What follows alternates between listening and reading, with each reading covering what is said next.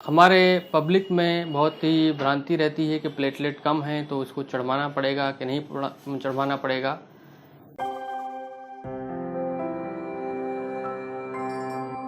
कभी कभी platelet dengue में काफ़ी कम हो जाता है, उसके वजह से भी कुछ लक्षण आ सकते हैं, जैसे कि शरीर पे लाल चकत्ते पड़ना या कहीं से खून रिसाव के लक्षण आ सकते हैं, जैसे कि पेशाब लाल होना, लैट्रिन काली होना या मसूड़ों से खून का रिसाव होना, ये लक्षण हो सकते हैं।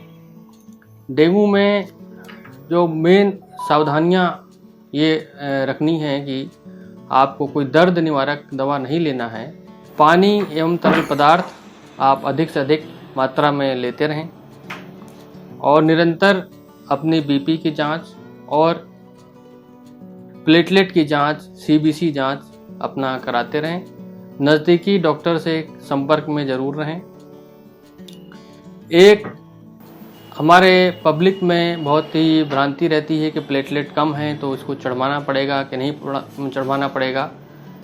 ये इसके बारे में मैं आपको कुछ बताना चाहता हूँ कि प्लेटलेट अमूमन डेंगू में तभी चढ़वाना पड़ता है जब यह 20,000 से कम हो जाएं या कोई ब्लीडिंग के लक्षण आ रहे हों, जैसे कि लैट्रिन काली होना, पेशाब लाल होना या गहरे लाल रंग के शरीर पर चकत्ते पड़ रहे हों, तो ही प्लेटलेट चढ़ाने की आवश्यकता होती है।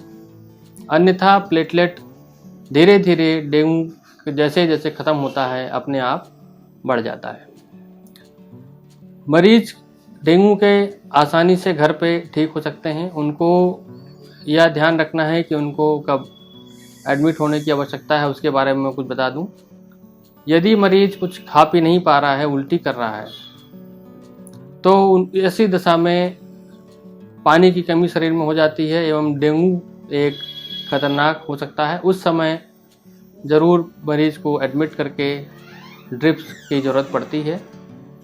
अगर पेशेंट आसानी से खा पी ले रहे हैं, दिन भर में 3-4 लीटर पानी पी ले रहे हैं, बीपी ठीक है, प्लेटलेट 20,000 से कम नहीं है, खून रिसाव के कोई लक्षण नहीं आ रहे हैं, तो घर पे ही उसका इलाज अपने नज़दीकी डॉक्टर के संपर्क में रह के किया जा सकता है।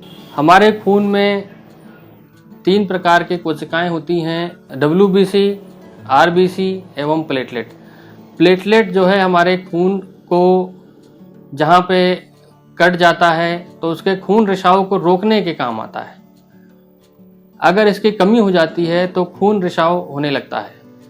अगर कहीं पे जरा भी कट जाए या बिना, अगर बहुत कम हो जाते हैं तो बिना किसी के कटे हुए भी खून रिसाव शरीर से कहीं से चालू हो सकता है। तो डेंगू में ये कम होता है, लेकिन अमूमन खून रिसाव 20,000 से कम होने पे ही स्टार्ट होता है।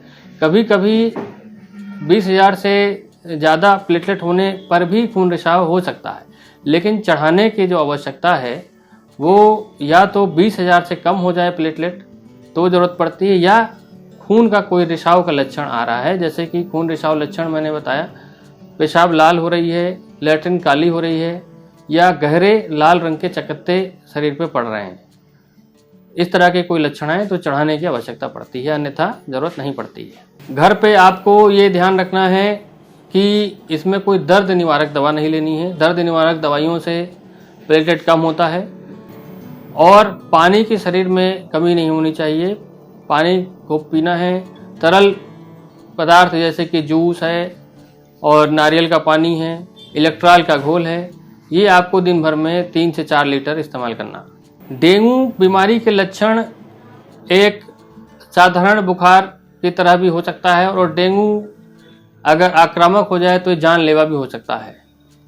ज़्यादातर डेंगू में जानलेवा ये तब होता है जब पेशेंट का बीपी कम हो जाता है, पेशेंट को सांस फूलने की दिक्कत शुरू हो जाती है, तो ये जानलेवा भी हो सकता है।